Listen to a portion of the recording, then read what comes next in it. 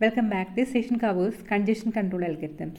We are seeing different routing algorithms, right? Routing is the main functionality of a network layer, and another important functionality of the network layer is congestion control. So we have to move through different approaches to provide this congestion control, like network provisioning, traffic aware routing, admission control, traffic throttling, and load shedding. So before that, let us think what is actually congestion. So when too many packets are present in the network, the performance starts degrading, and that is called actually congestion. Who will provide this congestion control? Obviously, our network layer and transport layer both are responsible for providing this congestion control. Just for example, in case of network layer, we have two different types of services offered by this network layer, right?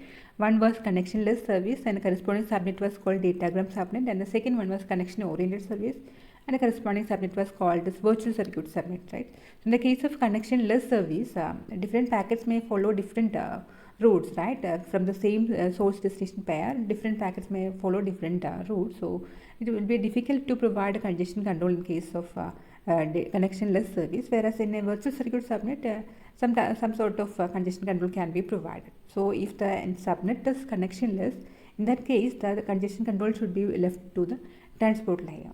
Okay, so in this session we will see the different techniques adhered by this network layer to provide this congestion control. So this picture depicts a congestion situation. So in the x-axis we have the offered load, that is the packet rate by which different hosts send packets to this network to deliver it to proper destination, and in the y-axis we have the good put, the packet rate of actual useful packet delivered to the proper destination by this network.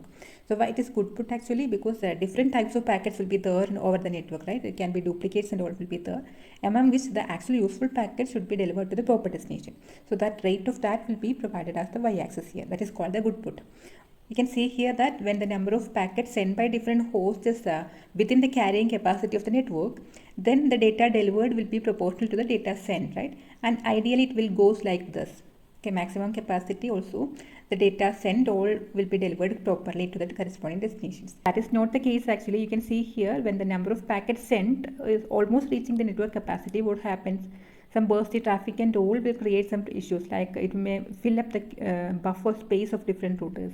So that will make a long delay for different packets, and these packets may start times out. At the time of timeout, what happens again? This packet will be retransmitted, thinking that these packets are actually lost, right? But they are waiting in the queue. So what happens? All these packets, delayed one and retransmitted one, everything will be there in the network, and that will create a congestion. And this, as the load increases, this will become worse and worse, right? And some moment the complete data traffic will be collapsed. Performance will be degraded sharply.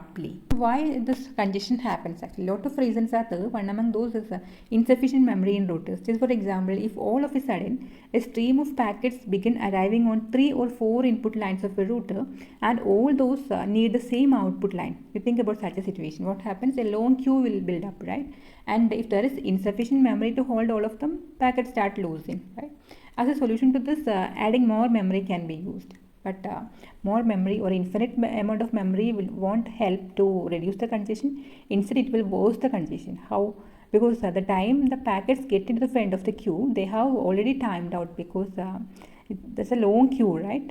So after waiting for a long time, a packet may get into the front of the queue. By that time, it may have been timed out in the center more than one times, and a lot of duplicates will be generated. Okay, so the original delayed one duplicates, everything will be there in the network, and which will create a heavy congestion. Another reason is slow processes. They can also create a congestion. Just for example, if the router's CPU are slow at performing bookkeeping tasks such as queuing buffers, updating tables, etc., the queue can build up, right? Even though there is excess line capacity. Another reason is low bandwidth line. So if the bandwidth of a particular link is low, in that case also that will create congestion in the network. Now let us just compare this congestion control with the flow control. We have already seen this flow control and its techniques, right?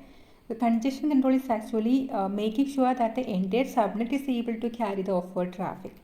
Okay, that's a global issue which involves all the routers and hosts in the network. Whereas in case of a flow control, it is just between the sender and the corresponding receiver. How the data will be properly flowed across the path from the source to corresponding destination. To make it more clear, let us take an example. We have a fiber optic network with a capacity of 1000 Gbps, and on which a supercomputer is trying to send or transfer a file to a personal computer, at a speed of 1 Gbps. In this case, even though the sender is fast enough and the network is having enough capacity, still there is a need to provide a flow control because the receiver is a low-end device, right? So it should be given some time to breathe, right? So flow control is required in this case. And the second case, we have a store and forward network with 1 Mbps lines and 1000 large computers, half of which are trying to transfer files at 100 kilobit per second to the other half. This is the situation. We have every line of capacity 1 Mbps and 1000 computers are there, among which 500 is trying to transfer file at a rate of 100 kilobit per second to the other half. In this case, the problem is not that of fast senders overpowering slow receivers, right? All are of equal capacity, but the total offered traffic over the network exceeds what the network can handle. That was the problem here. So this is an example for congestion. Now let us see the different approaches to congestion control. So the presence of congestion means that the load is greater than the resources, right? The offered load over the network is greater than the resources available over the network. So definitely solutions comes in two different ways. Either increase the resources or decrease the load. And based on these two different approaches, we have a number of techniques like network provisioning, traffic aware routing, admission control, traffic throttling, and load shedding. So all these techniques mainly differ in the time scale in which they can be used and the time at which they can be applied. Just for example, a well-designed network will not create much congestion, right? So this congestion control can be done even before the network use, that is at the time of design itself. By providing enough capacity and resources, the network can be designed without creating much congestion. That is one method. And after the subnet start functioning, by observing the traffic and all, even before starting the congestion, some congestion control mechanism can be applied. Or during the running of the network, some congestion can be detected and something can be done to solve that congestion. So at different point of time and also in different time scales. Time scale in the sense, just for example, if this congestion control is done at the time of design, it can take months to decide, right? How to design it well like that. It takes a long-term process. Whereas if it is a congestion detection then solving, in that case it should be a fast process, right? It should be done within moments, right? So let us start with the first method, that is network provisioning. Network provisioning is to build a network that is well matched to the traffic that it carries. So at the time of design itself, we are providing something to prevent this congestion. Okay, so we are building a network that is well matched to the traffic that it carries. So if there is a low bandwidth link on the path along which most of the traffic is directed, congestion will be there, right? So to avoid such situations, resources can be added dynamically, like we can turn on some spare routers that are normally used as backups, or we can enable some lines that are normally used only as backups, or some bandwidth can be purchased from open market like that. Okay, so links and routers that are regularly heavily utilized can be upgraded on the way. So this is also example for network provisioning. Network provisioning happens on a time scale of months and it is driven by a long-term traffic trends. Next method is traffic aware routing. So once the network starts functioning, we can apply methods like this. So in this, the routes can be tailored to traffic patterns. By observing the pattern, traffic pattern along different routes, when a new route is chosen, it should be the one with light load. Okay, like that, different routes will be chosen to avoid congestion. Just for example, there can be change in traffic pattern during the day as network users wake up and sleep in different time zones, right? So based on that, corresponding traffic can be switched between lightly loaded and heavily loaded lines. And also splitting traffic across multiple paths also possible, like if there is multiple paths available from the source and destination, instead of sending everything on the same path, we can split the entire traffic into different paths. How this tailoring can be done, that is how a new route with light load is always chosen for routing different packets. The simplest method is set the link weight as a function of this load also. You remember the routing is done by finding the cost of a particular path, right? Link weight using some functions, we will find out the distance from source to destination over different paths, and based on that, shortest path will be selected, right?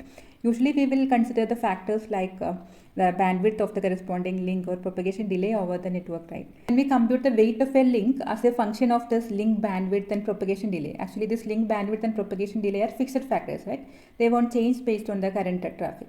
So these will be considered to find the link weight. Together with that, take the measured load also. Okay, that also should be taken as a factor to find the link weight.